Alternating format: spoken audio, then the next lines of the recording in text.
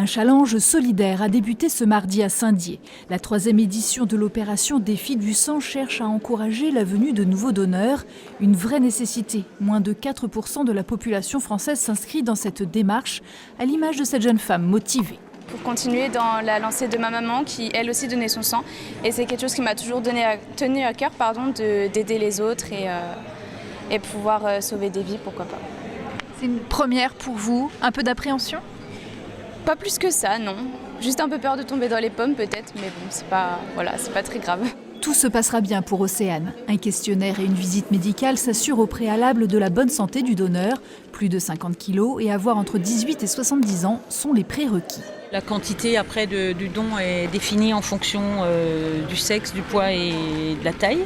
Et donc parfois il faut faire une hémoglobine pré-don pour être sûr qu'il y ait assez de fer, puisque là on cherche la sécurité et du donneur et du receveur. Ce matin, 50 personnes se sont relayées sur les fauteuils. Un nombre trop faible, d'autant plus que la collecte d'août a été médiocre.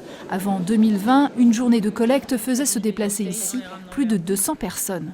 Est-ce que les gens qui ont atteint l'âge limite étaient plus nombreux, il y a moins de jeunes qui les remplacent, ou est-ce que les gens ont moins envie de donner de leur temps, de donner de leur personne pour autrui? Et donc faut faire des campagnes, de la pub. Et les 20 bénévoles de l'Amicale des donneurs de sang ne ménagent pas leur peine. Ils ont créé le concept du défi du sang en 2019. Familles, entreprises, associations se constituent en équipe pour multiplier les dons. C'est plus motivant de venir en équipe ou de faire un challenge. Un challenge, tiens, on demande que les gens amènent le plus grand nombre de donneurs, le plus grand nombre de premiers dons et le plus grand nombre de jeunes donneurs. Voilà, c'est les 3 critères. Donc ça, c'est plus le petit challenge qui est amusant. Après, c'est important, je trouve, de sensibiliser les autres gens au don du sang. Ça peut servir, ça sauve des vies, ça peut guérir des maladies.